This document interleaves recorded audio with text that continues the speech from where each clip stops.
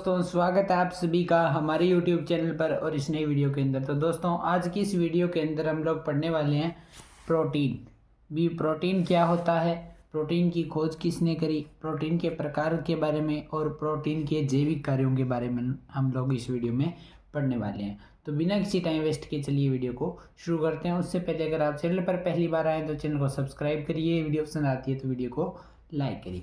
तो दोस्तों, प्रोटीन शब्द का सर्वप्रथम प्रयोग किया था जे बर्जेलियस एक वैज्ञानिक है, उन्होंने प्रोटीन शब्द का सर्वप्रथम प्रयोग किया था।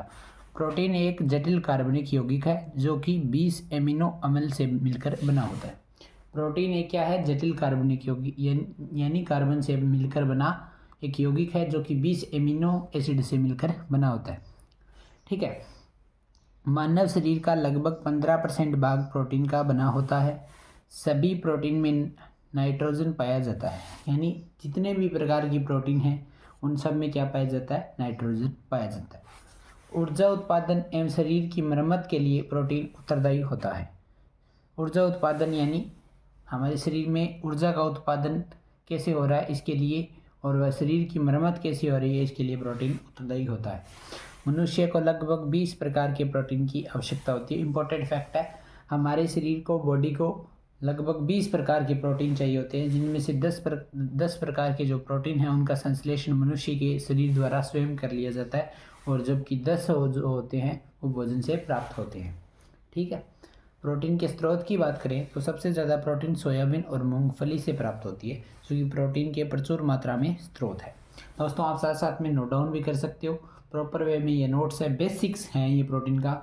अगर आपको थोड़ा हायर लेवल चाहिए तो हम कोई क्लास का प्रोटीन टॉपिक करवाएंगे, जैसे 11th में है जे अणु वाला, उस जे अणु वाले चैप्टर के अंदर है। जब वो चैप्टर मैं करवाऊंगा तो उस चैप्टर में प्रोटीन डिटेल से आता है, लेकिन यहाँ तक आप पढ़ लोगे तो आपको बढ़िया नॉलेज मिलने वाला है एकदम से, तो आप ये भी देख सकते हो। ठीक है। उसके बाद है टाइप्स ऑफ प्रोटीन के प्रकार। वैसे तो प्रोटीन मतलब अलग अलग संरचना के आधार पर, प्रकृति के आधार पर, इस आधार पर कई प्रकार के होते हैं, लेकिन हम यहाँ पर सीधा सिंपल वे में 3 प्रकार पढ़ने वाले हैं। पहला होता है सरल प्रोटीन। क्या नाम है? सरल प्रोटीन। दूसरा है संयुग्मी प्रोटीन और तीसरा है व्युत्पन्न प्रोटीन। सरल प्रोटीन की मैं बात करूँ, ये प्रोटीन केवल एमिनो एसिड से मिलकर बने होते हैं। जैसे कि मैं उदाहरण की बात करूँ, एल्बुमिन्स जो प्रोटीन होता है वो अंडे में पाया जाता है। ग्लोबुलिन और हिस्टोन डीएनए में पाया जाता है, हिस्टोन प्रोटीन और नॉन हिस्टोन प्रोटीन। ठीक है। उसके बाद है संयुग्मी प्रोटीन क्या होता है? वे प्रोटीन जिनके अणुओं के साथ अन्य समूह या प्रोस्थेटिक समूह भी जुड़े रहते हैं। वे प्रोटीन जिनमें एमिनो एसिड के अलावा कुछ अन्य समूह जुड़े रहते हैं, या एल्किल ग्रुप हो सकता है, कोई भी ग्रुप हो सकता है, कार्बनिक ग्रुप हो सकता है, CO ग्रुप हो सकता है, कोई भी हो सकता है। अगर यदि ऐसा कोई ग्रुप जुड़ा हो तो उसे हम कहते हैं संयुग्मी प्रोटीन। जैसे कि है क्रोमो प्रोटीन। क्रोमो का मतलब होता है रंग प्रदान करना, रंग प्रदान कराने वाले प्रोटीन। इसके अलावा ग्लाइकोप्रोटीन, ये दोनों संयुग्मी प्रोटीन के उदाहरण होते हैं। उसके बाद है लास्ट है व्युत्पन्न प्रोटीन क्या होते हैं? वे प्रोटीन जो प्राकृतिक प्रोटीन के जलीय अपघटन से बनते हैं। जो कि प्राकृतिक प्रोटीन कौन से हैं? जो प्रकृति के द्वारा दिए जाते हैं, ऐसे प्रोटीन क्या कहलाते हैं? प्राकृतिक प्रोटीन, नेचुरल प्रोटीन है। उनके जलीय अपघटन, अगर हम उनका जलीय अपघटन करवाएंगे, ठीक है, तो उनसे जो बने प्रोटीन होते हैं वो व्युत्पन्न प्रोटीन होते हैं। जैसे कि प्रोटीन्स, पेप्टोन, पेप्टाइड, ये सब क्या है? प्रोटीन्स, पेप्टोन, पेप्टाइड, ये सब क्या है? व्युत्पन्न प्रोटीन है। ये था दोस्तों टाइप्स ऑफ प्रोटीन। अब बात करते हैं प्रोटीन के कार्यों की, या प्रोटीन के जैविक कार्यों के बारे में।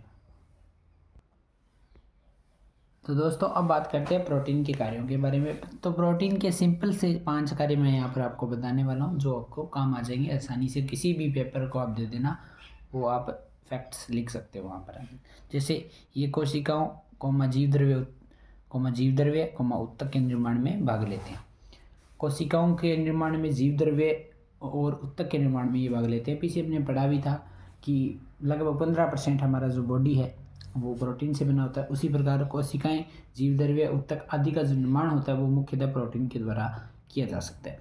ये शारीरिक वृद्धि, फिजिकली ग्रोथ के लिए आवश्यक होते हैं। इनकी कमी से शारीरिक विकास रुक जाता है। शारीरिक वृद्धि के लिए आवश्यक होते हैं मतलब हमारी फिजिकल ग्रोथ, हमारी लंबाई बढ़ रही हो, चाहे हमारे कुछ मतलब बॉडी में पार्ट में विस्तार हो रहा हो, हमारा मुंह मतलब बड़ा हो रहा हो साइज़ में, जैसे जैसे हमारी एज बढ़ती है वैसे वैसे इस प्रकार की जो शारीरिक वृद्धि है यानी अंगों की जो वृद्धि है उसके लिए प्रोटीन उत्तरदायी होता है। अगर ये प्रोटीन नहीं होंगे यहाँ पर तो हमारे शरीर में इनसे कमी हो जाएगी और शारीरिक विकास रुक जाएगा। इनकी कमी से दो रोग उत्पन्न होते हैं, एक होता है क्वाशियोकोर और एक होता है मेरास्मस। ये दोनों रोग आपने छोटी क्लासेस में पढ़े होंगे। इनसे हमारे शरीर में दुर्बलता आ जाती है, आंखें बिल्कुल अंदर की ओर धंस जाती है। तो इस प्रकार के इनके सिम्टम्स या लक्षण होते हैं जो मैं यहाँ पर नहीं पढ़ाऊँगा, वो अलग से कोई रोग वाला कोई चैप्टर जब आप पढ़ोगे तो वो मैं आपको बता दूंगा, यहाँ पर इनकी जरूरत नहीं। तो क्वाशियोकोर और एक होता है मेरास्मस, ये दो रोग उत्पन्न होते हैं। इसके अलावा प्रोटीन क्या कार्य करते हैं, ये जैव उत्प्रेरक व जैव नियंत्रक के रूप में कार्य करते हैं। ये क्या होते हैं, जैव उत्प्रेरक व जैव नियंत्रक यानी कि बायोलॉजिकल कैटालाइटिक्स और जैव नियंत्रक के रूप में कार्य करते हैं। हमारे शरीर में जितनी भी मेटाबॉलिक रिएक्शंस होती हैं उनके लिए प्रोटीन उत्तरदायी होते हैं। ये आनुवंशिक लक्षणों के विकास का नियंत्रण करते हैं। आनुवंशिक जेनेटिक्स जो करेक्टर्स होते हैं उनका जो विकास आगे संतान में कैसे होगा उनका नियंत्रण करते हैं, और अपने शरीर के अंदर कैसा होगा उनका नियंत्रण ये करते हैं। ये क्या होते हैं, सेवन में भी सहायक होते हैं। तो दोस्तों ये था आपका प्रोटीन टॉपिक। उम्मीद करता हूँ वीडियो पसंद आई होगी। अगर आपको ये वीडियो पसंद आई है तो वीडियो को लाइक, चैनल पर पहली बार आए चैनल को सब्सक्राइब जरूर से करिएगा। मिलते हैं आपसे किसी अन्य वीडियो के अंदर, तब तक के लिए जय हिंद जय भारत।